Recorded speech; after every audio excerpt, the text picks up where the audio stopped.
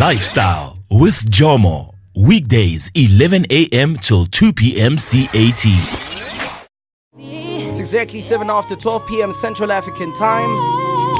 Good afternoon to you. It's no longer morning. You're listening to hashtag Lifestyle with myself, Jomo, the chubby sexy ninja, coming to you live from the TransAfrica studios out here in Rosebank. An exciting day it actually is, because I got them in the studio after months and months of them being in Durban.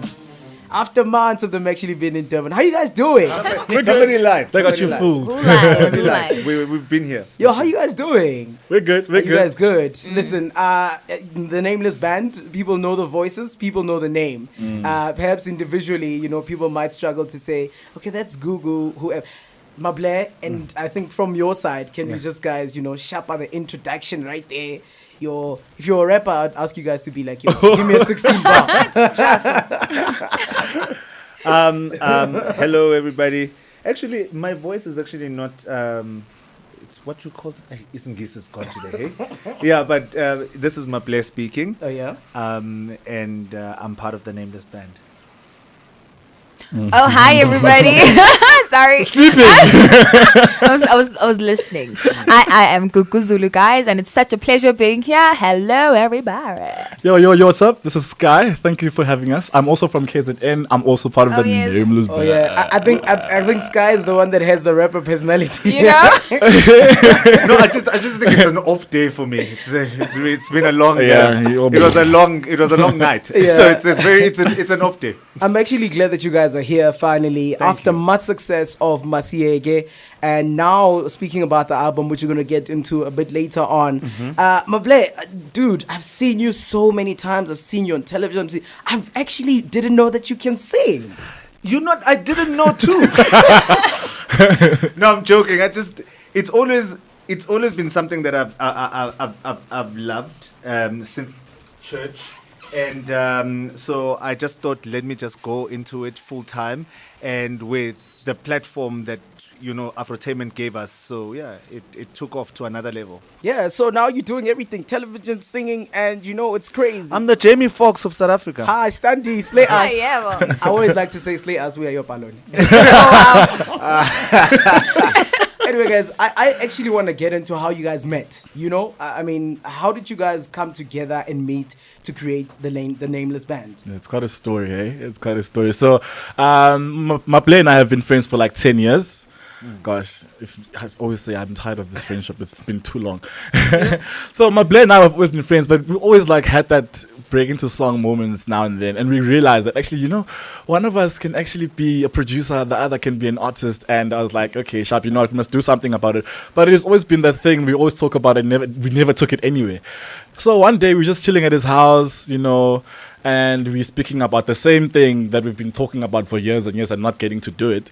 And then we decided, what, let's do something. He's got songs that he already has written, so let's try and work on them. And I was like, no, you know what, I think it would be best if we do something like as a group, because the confidence is still not there yet, so I think it would be better. No, please. I'm a rock star. Oh, wow, really? And then one hit single and you're a rock star. Oh, come on, man. So, and then with that, we decided, okay, Sharp, we're going to start a group.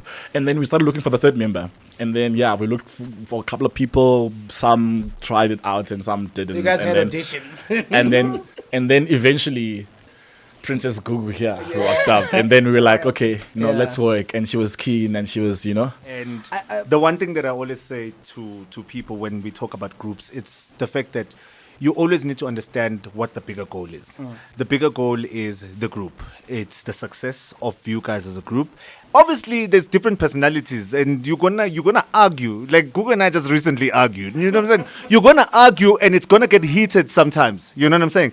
But you always need to focus on what we're here together because we are working, and our baby is not our individual personalities. Our baby is the group. And once you get that right, like I learned that, I've asked a couple of times from people that have worked together, and I asked them, Guti, how do you guys stay together for so long? And they always say, Guti, you need to take the egos and put them aside and know what the bigger goal is. And the bigger goal is always the group. When you say that, there's a word in my mind that actually pops up, which is support throughout the whole group. We're gonna talk a little bit later on about that. The reason primarily you guys are here today, and I'm so excited about this, is because your album is coming out. And It's been out. Oh my gosh. Been out. I'm so sorry about that. Doing very well. But anyway, sold out. I want to get into the individual songs that have been written. Masiege. It's as an introductory song to to the group itself, to South Africa. It's a wonderful song. It's a great jam. It's a definite song that people want to jam on a Sunday, on the anytime. If you're going through the most, sometimes definitely one of the songs that. How did that specific song come about, and why did you guys choose it as the first song, as the debut song? Do I get to answer this? Take it. I just recently spoke. Okay, cool. People always think what was going on when Masiege was made, and they always think maybe something horrible had happened, and what. I'm so sorry to burst that bubble. I was chilling in Melville, having a cocktail on a hot Thursday. And I heard this melody. This is my writing style. I come up with the melody first, and then I come up with the hook. That's what I do when I write. So it's the melody, then the melody will give me the hook. So I'm sitting there and I'm listening to Cuban music. It's nice, man. Like I'm chilling, it's hot. I was very big. I was very, very, very big. So it's hot, and now this cocktail is adding in this, and then I hear this da da da da. Da da da da da da da da da da da da, and I'm just like, I can take this and then quickly I pull up my phone and I just start singing on top of this. And then we met with those guys, and it wasn't even the first song. It's actually the second song that we worked on. So we're chilling, and I just like, this is it. And we played it. There was a guy called DJ Spellet, and he took the melody and he translated it. And then later we met with King Dave, who is a co-producer on the album. And then when we met with King Dave, he then took it to another level and he changed it completely, and it became what you heard today. And whenever, in the group, whenever I write, so what I'll do is that I will put on my verse, and then I'll put on the hook, and then I'll introduce the track to the guys and go, guys, what do you think? And they always go, we don't know. And then we go into studio and they write their own verses, so that it's personal as well. Even Gugu wrote her own thing at the end. But that's what she wrote. So basically, that's what Masiege was about. It was just like the personality that's come from here. Definitely, the voices and the talent comes through on the album. But I'm surprised that you guys are this funny. Anyway, we're gonna play one song that's coming through from them. It's 15 minutes after 12 p.m. Central African Time. They're here with us, chilling with us all the way to 1 p.m. Central African Time. The next song that we're gonna jam from their album is called Sondela, and Sondela was actually premiered right here on this show almost 2 weeks ago as a world premiere. Played the first time on this show throughout the whole of Africa and the world. We're playing it again. We're going to go through so many other songs. If you have any questions that you'd want to ask the Nameless band, individually or as a group itself, you are able to do so. It's +27 7925 44329. That is the WhatsApp line that you can be able to utilize right now, or simply tweet us. It's at TransAfrica872 at @JO_MODJ #lifestyle872. Here's Sondela, proudly brought to you by the crew that's in the studio right now, the Nameless band. They call it the Spring Summer Jam. If you're old enough to understand, though, but listen, we'll talk about it on the flip side. The Nameless band sitting with us all the way to 1 p.m. Central African Time, right here on #lifestyle, 25 minutes after 12 p.m. Central African Time. So this specific song, Akwenzani, you gentlemen, Mr. Sky, yes, you went into the song and hard. you think I did the most? You did the most. Tell me. You tell me how you did the most. Should I speak about Sondela? Sondela was it was a song that we really had to find ourselves first and really think exactly what is this Nameless band, because when we started recording, Sondela was actually the first song that we actually did and did not release it as the first single. So what happened is that we're first trying to establish what kind of music exactly are we going into. And Sondela was written as a song that's going to come out as an Afro soul jam, but you can dance to it, and we also wanted to attract the younger market, at the same time have that 90s vibe about it, so it was very difficult. And so we also wanted to include vernac into it, make it more relatable to South Africans particularly, but also not be just a boring old vernacular song. So there was a lot of elements into it. It involved a lot of finding us as a group as well. Tell them this is the second version of the song, by the way. Oh, so there was actually the first version of the song. It sucked. It sucked. We went to studio, we did Sondela, and it just didn't fly. Nobody liked it. We had to go back to studio and record it again. We were shocked when nobody knew that there's a group called the Nameless Band that's going to come out. They didn't know who it was because we tried to release Sondela online, not this version. There's a first version, and I hope whoever finds it burns it. So there's the first version. Listen to the link. Yeah. Send us the link, guys. Send us the link. Have you never heard it? Send us the link, guys, so we can delete it. Just please send us the link. We can delete that song. Yes, I'll send us the link to the USB. Yeah, from there. USB. If you find that song, please tell Can we have USB. it? Because yes.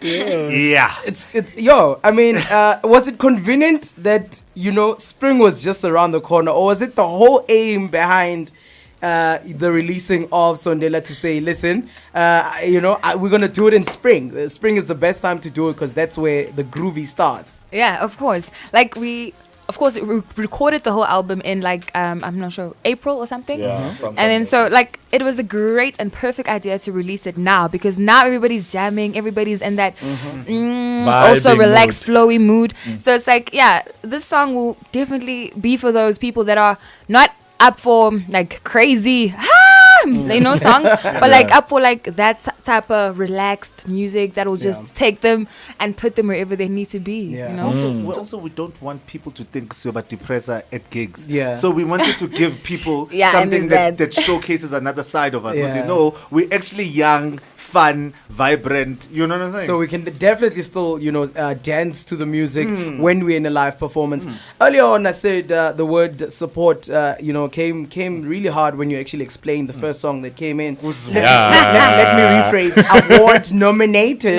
Say right. Guguzulu. Personal journey as well when it comes to, the acting, the music, going on idols individually. I mean, the one thing is the fact that, sometimes in groups it's like, but Beyonce's busy with this now. Now, what's this, But I see the support that comes, and the support seems to be strong. Can you just talk a little bit about the support within the group, within your different things that you do, but still keeping together as the Nameless brand? I don't. Okay. Don't know what to say, bro. Everybody does their own thing. Yeah. Everybody does their own thing. Like I've got radio, I've got TV and everything. Sky has a line of bags that he does. He makes he makes the bags himself. He really I'm a craftsman, bro. You walk into his house, go to the machine, and Make kumba.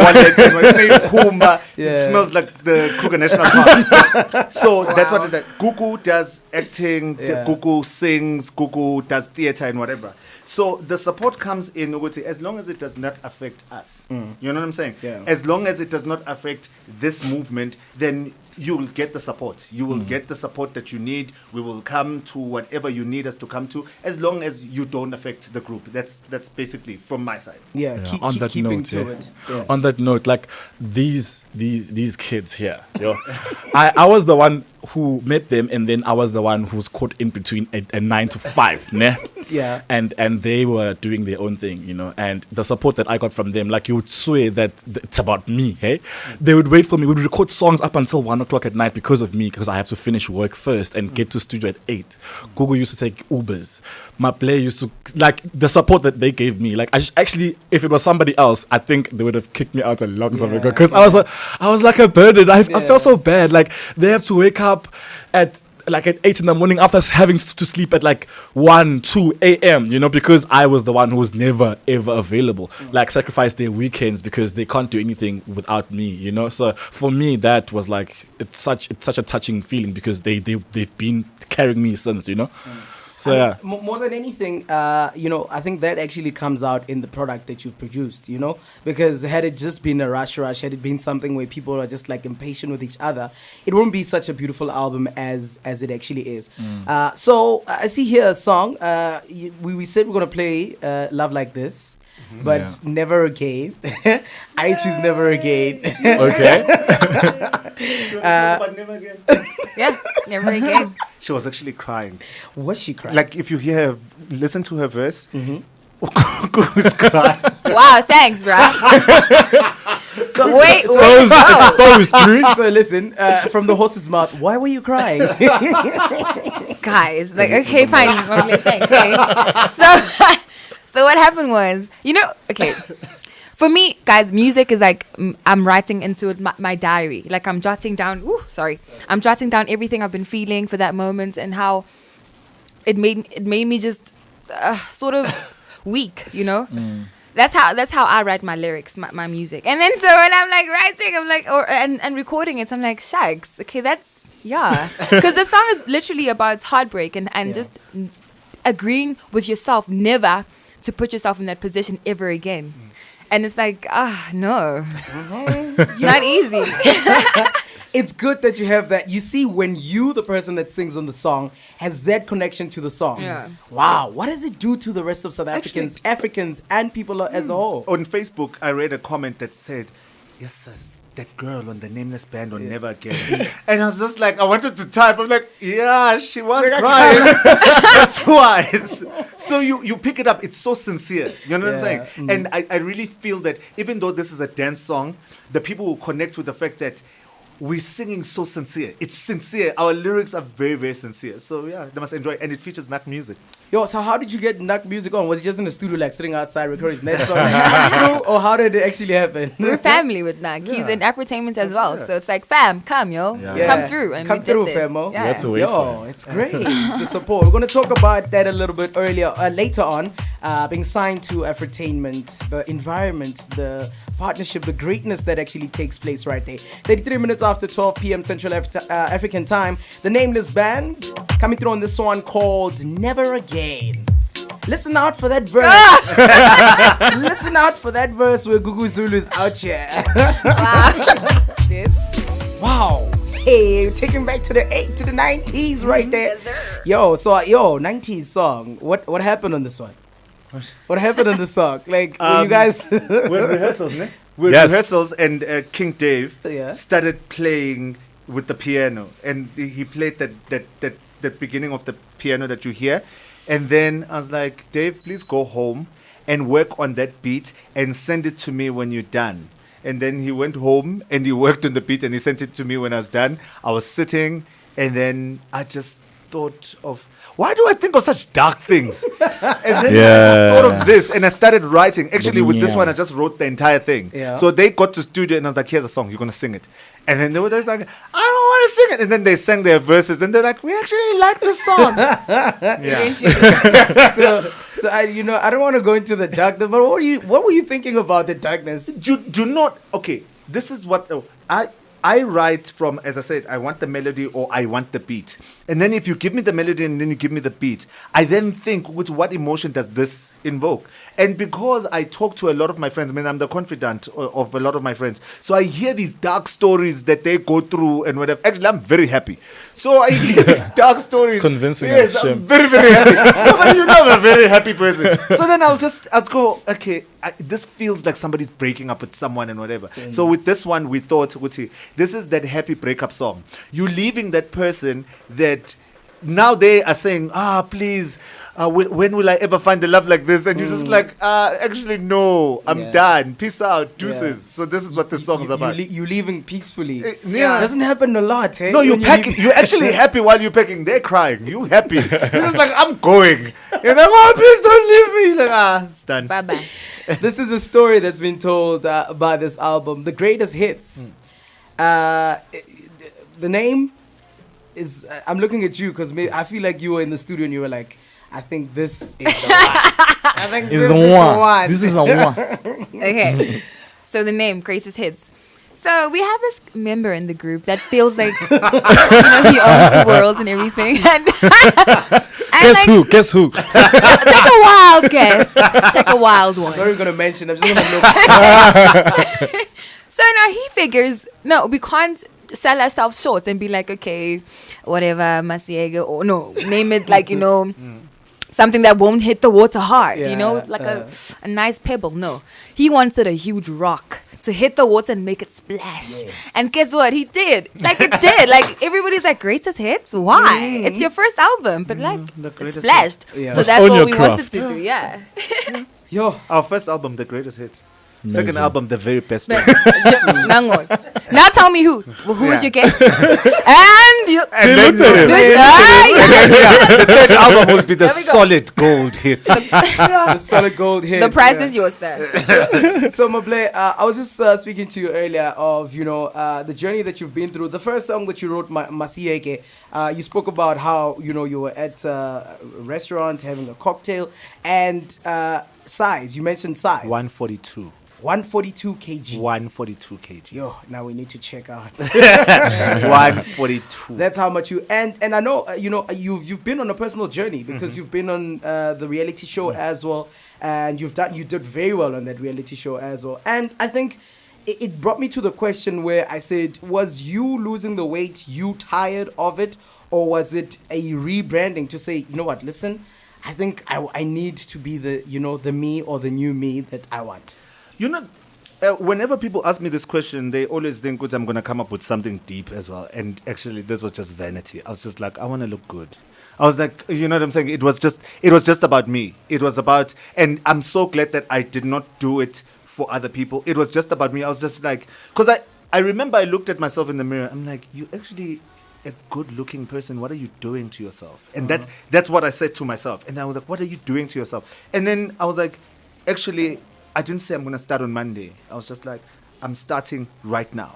And I've been on that journey. And because I was at that weight, I didn't want to do what a lot of people do where it's just they want some quick fix kind of thing. I told myself that I'm going to lose 60. I was like, I'm going to lose about 60 of those kilograms, but I'm going to do it over 4 years. Yeah. And I'm doing it slowly. Like I'd go 5 kgs done, and then I'd relax and go, let's do another 5 kgs 3 months time. And that's how I want to do it. I want to do it healthy and so that I don't gain the weight back. Yeah, and the one thing that you spoke about that actually even just goes through, I feel like it's a family as it is. You're a band, but you're a family at the same time. The fitness in the group is, is it sustainable? Of course. Like Sky will never he will be ordering and he still looks like that, and he'll be like, and the waitress will go, do you want veggies? We are true to ourselves. And We then don't act like I'm just we like, eat I see salad. it in his face. It's just like, no, on fries. So I think for people that are struggling with weight out there, and because it's a constant struggle. I mean, you can lose the weight and then come back and regain the weight again. How, for you, what was this? Over the 4-year period to say 60 kilograms. That's what I want to achieve in losing. How exactly was it structured with you? Was it like daily routine, morning, wake up, go to the gym, to this and that during the day? You know what it is? I will tell people, if you want to lose weight, there's no secret. Like, there's no quick fix. I loved what Oprah Winfrey once said. Oprah was like, if there's a pill that can make me lose weight, trust me, I'd have it. I'm the richest woman. Yeah. So if there was a pill that works, I would have it. So this is very simple. It's about what you put in versus the energy that you burn. So I decided that in order for me to lose the weight, this is what I'm going to do. I'm going to change my eating habits. And people think, Guti, gym is the solution. Gym is 20%. 80% is what you do in the kitchen. 80% is what the snacking that you do. Like when you pick up a bag of peanuts, you're throwing in 200 calories. At the end of the day, you've eaten 3,800 calories while you've burned 600. That's a kilogram that you're going to gain. And it's very simple. There's no miracle here. It's just what you put in versus what you put out. What you actually put out.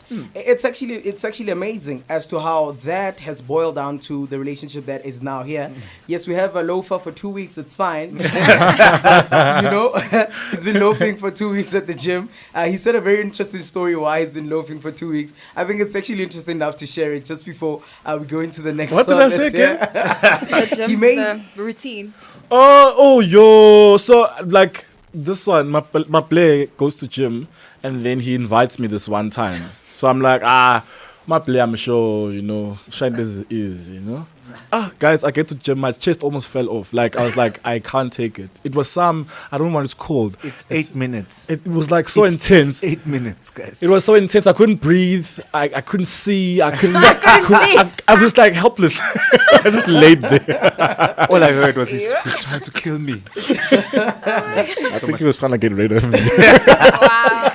So the energy is great, the music is wonderful, and the reception that has been in the industry, as the Nameless band.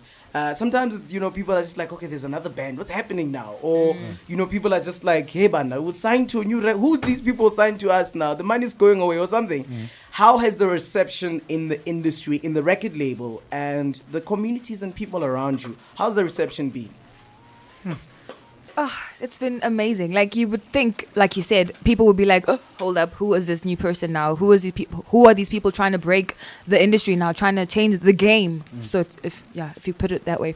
And it's like, they actually haven't been like that. They've really like received us well, accepted us, and pushed us. Like, if you'd noticed, the very first promotion of the Nameless band was done by celebrities. I'm not sure if you check that out, but like, it was everybody like welcoming us, like, welcome A-listers, guys, like A-list. A-listers, and they really made us feel like, okay, we're part of the family.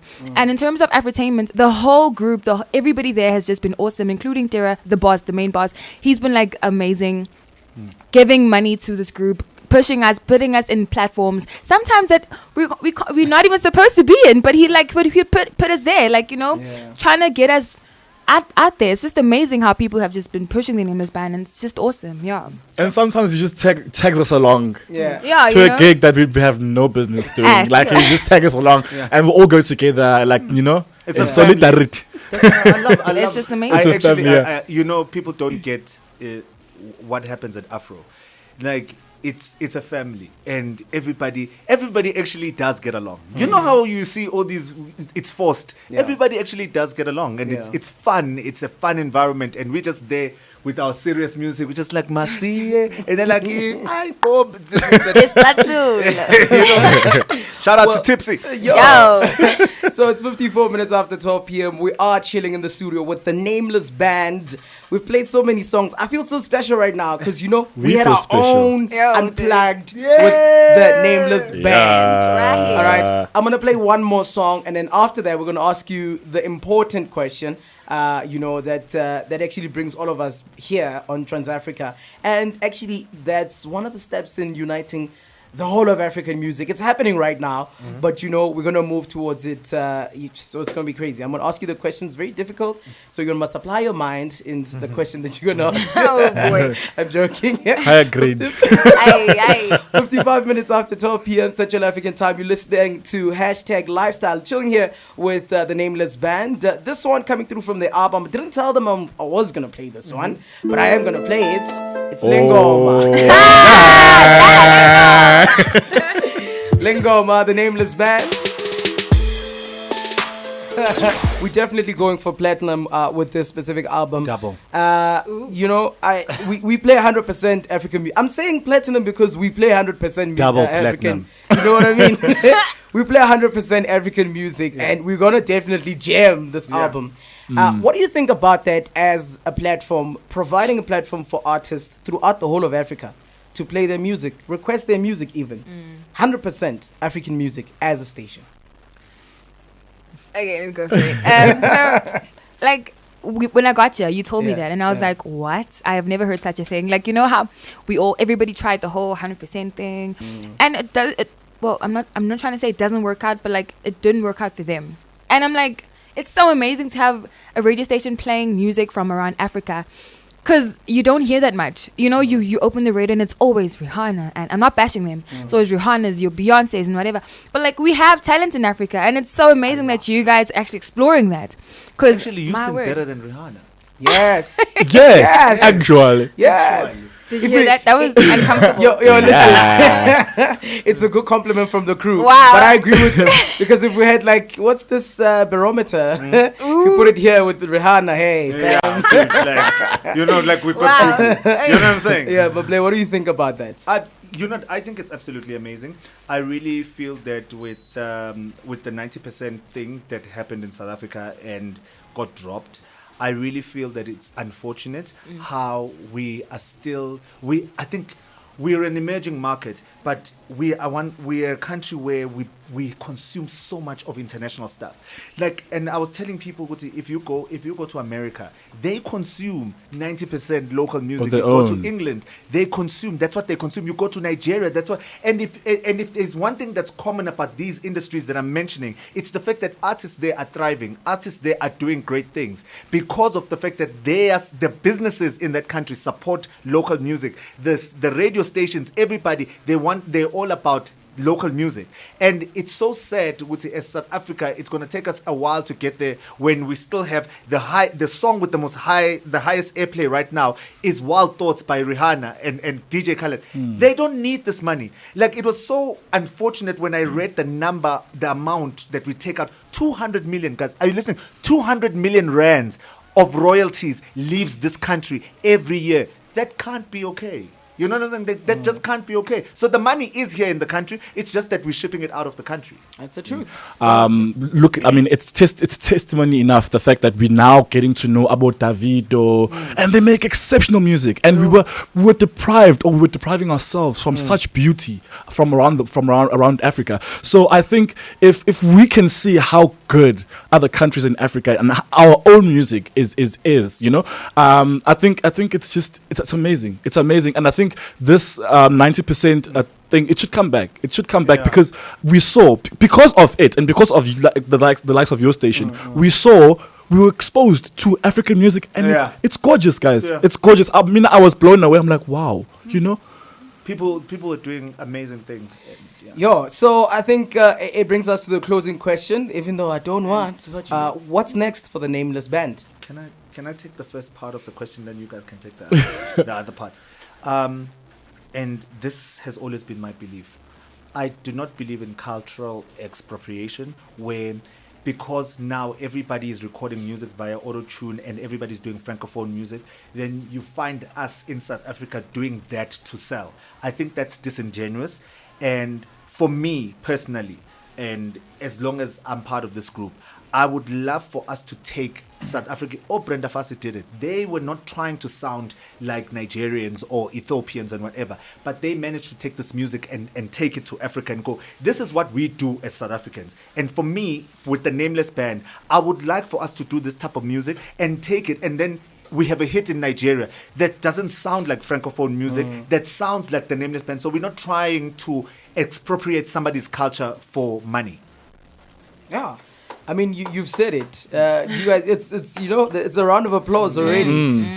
You know, Gugu Zulu, do you want to add, and Braska, do you want to add anything? I think he summed it all up.